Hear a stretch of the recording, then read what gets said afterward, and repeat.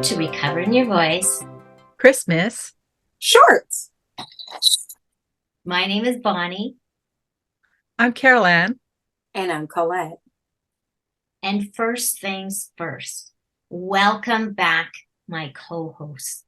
I am so grateful that you are back with us. Would you please let our viewers know, how are you doing?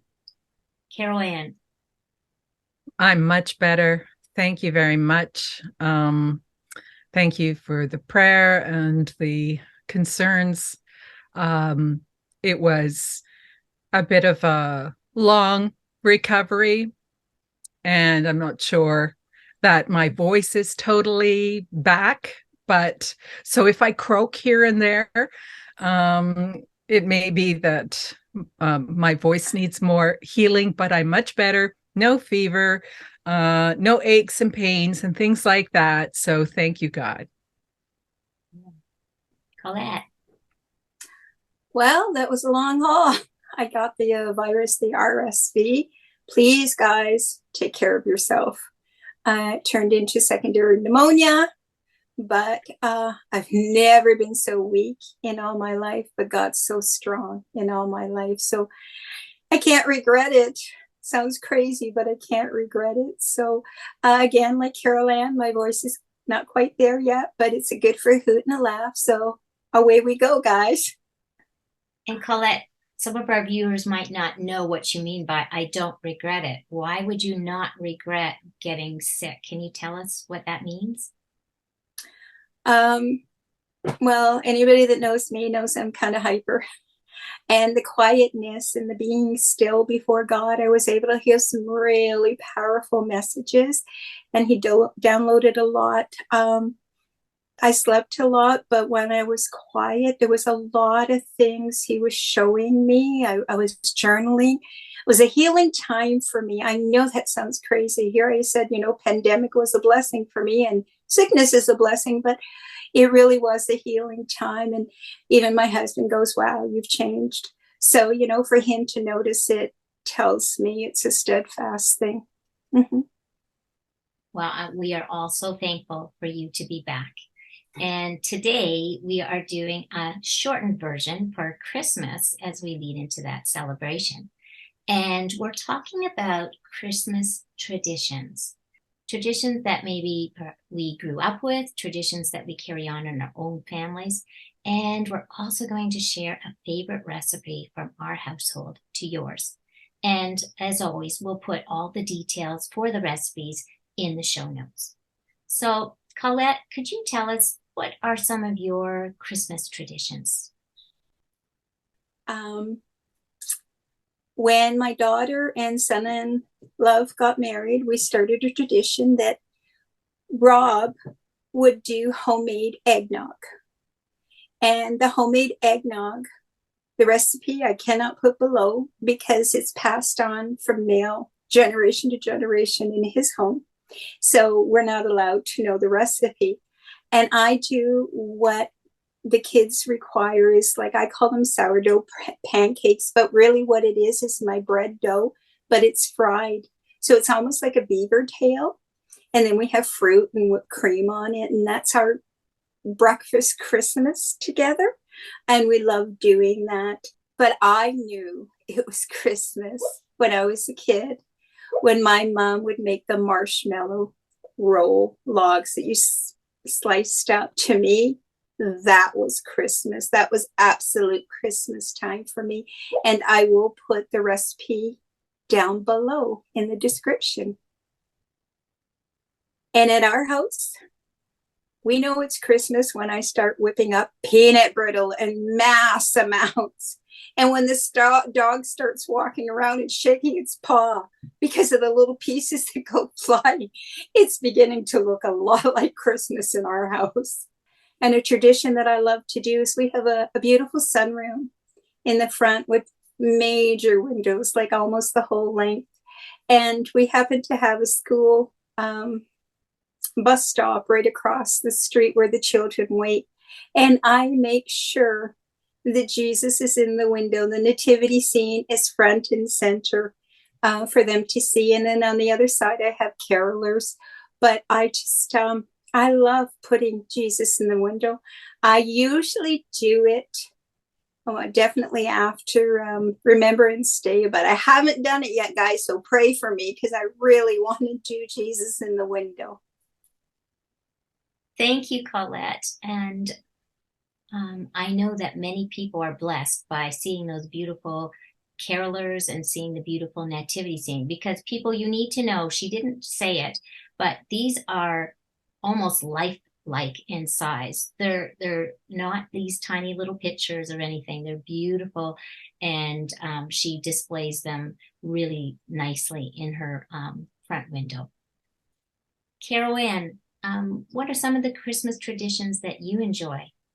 Growing up in Newfoundland years ago, the tradition was to put up the Christmas tree on Christmas Eve and leave it up until after January 6th, Old Christmas Day, on the old calendar. Of course, my parents varied that and began to put up the Christmas tree earlier, but we always had a real tree. And I loved going into the bush and cutting down the tree. My dad was not always home for Christmas.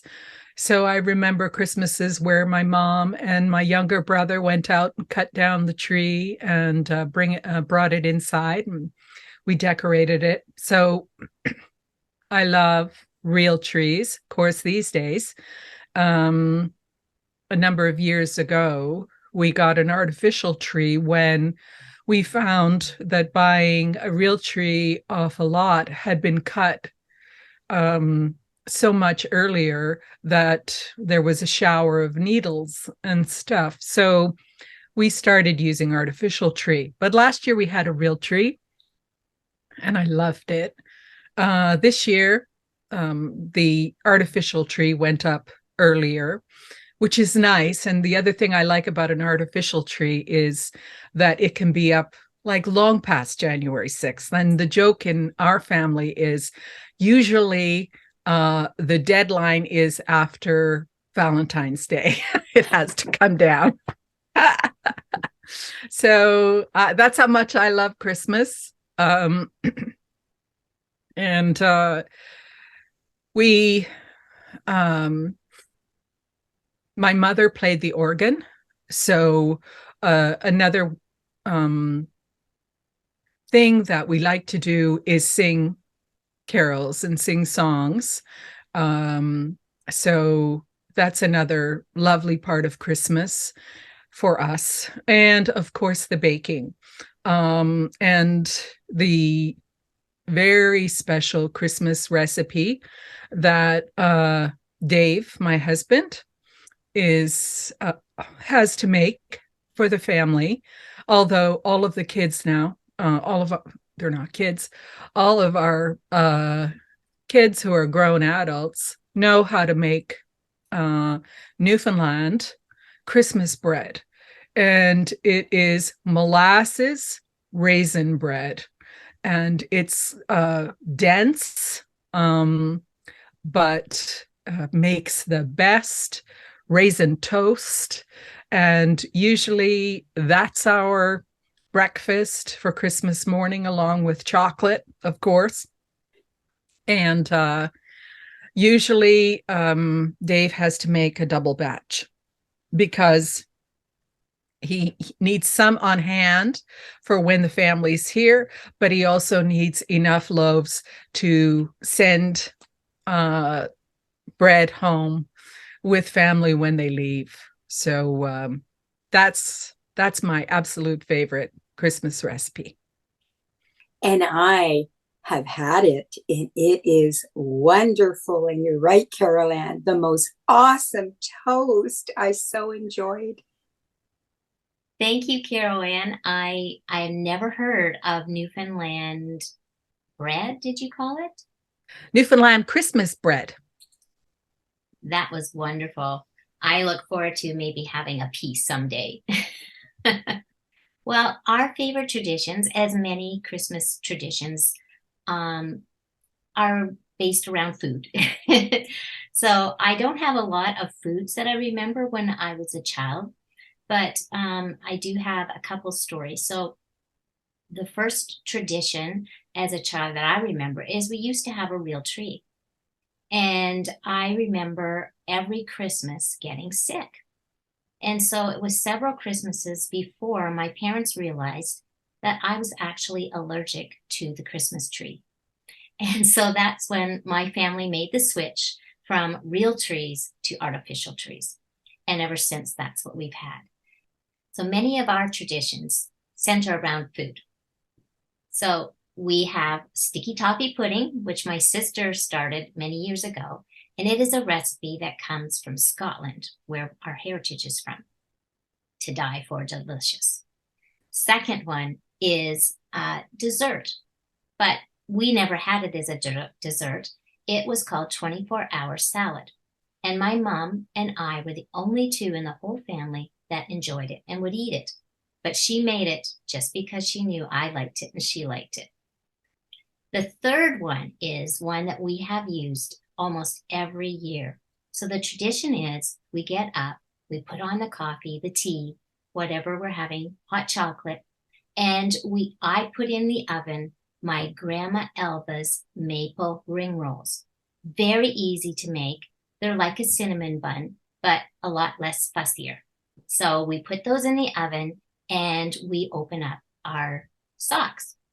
And when they come out of the oven, we enjoy those. And it's kind of like a little break between opening our socks and then opening our gifts. Then after our gifts, we have our breakfast. And breakfast usually includes a fresh fruit salad and a Christmas casserole that I prepared the night before.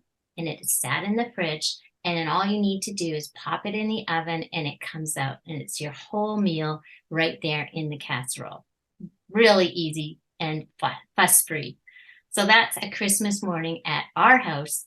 And that's the tradition that we carry on today. One thing that I like to do as a tradition, just as a joke gift, but it's so much fun to do. I make these kind of haystack cookies that don't look very appetizing, but they're delicious, and they're made with oatmeal and cocoa and coconut. And I've made this little poem. And when we want to tease somebody, we give them the gift as a joke. And the poem I had written was, Santa Claus came last night and left this little scoop. Because you weren't so good this year, you're getting reindeer poop. And Carol Ann, I think you have one more thing you recall from Newfoundland that we just have to put it in the program. Yes, coming from Newfoundland, there's always fish there somewhere. And Christmas Eve, the tradition in Newfoundland is to have some fish dish, usually salt fish. And the Christmas Eve tradition is salt fish with the Newfoundland Christmas bread as well. And in our family, we usually have saltfish cakes, which is kind of like a hash brown with potato and onion and saltfish, and fried in Newfoundland, fried in fatback. I've been away from Newfoundland so many years. I'm not usually the one who makes these treats, but my oldest son he loves to cook, and my youngest son too. But one Christmas Eve, my oldest son made saltfish cakes and put them on a platter like a chef would do, and had special aioli sauces to go along with it. It looked marvelous and it tasted so delicious. And then we had the raisin bread with it. So we love our fish, Newfoundlanders, and we've brought friends home, and some of them love the fish and some of them are looking for something else on the menu, please.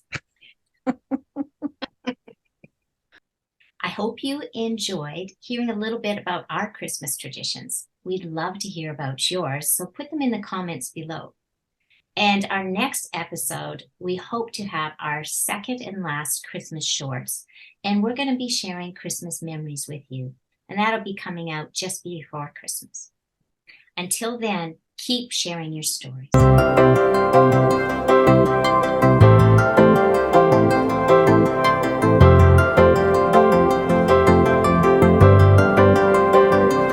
You like my Grinch? Oh, Hey, Carol Ann, you like my Grinch? Yes, I got the earrings too. they're cute. I Yeah. so appreciate you guys. Water wings, whoa, and in the winter especially. Yay! Oh, look at you! Except you but faded she out. disappeared. Yes. You faded Yeah. out. How did that happen? She went into the Ah, fire. she looked like she went in the fire. You were stoking the fire. If she can't hear me. It looked like you dove into the fire. Honey, we need to see you. You're important. I know I sound so whatever, but we need to see you. Like when she gets It's closer better when to, she gets closer. when you Pull your get- chair up. Yeah, can you get closer to your... Hey, hi. Let's all do that at the same time. Hi. Oh. We need to see. Oh, look at that. She's bailing on us. She's jumping out She the jumped window. off. You bailed. You bailed. It was I'm like, out of here. I'm out of here. I was thinking, I'm out of here. Yeah. Okay, Bonnie, I'll be good now. You got 5 minutes of me being good. 5 minutes of me being good. That's all I can do right now. Sticky toffee pudding, which comes from oh my gosh, Scotland. I want to say Scotland, but it keeps going out of my head. You have to get fish in there, Carol Ann. We heard already how much fish is part of your life.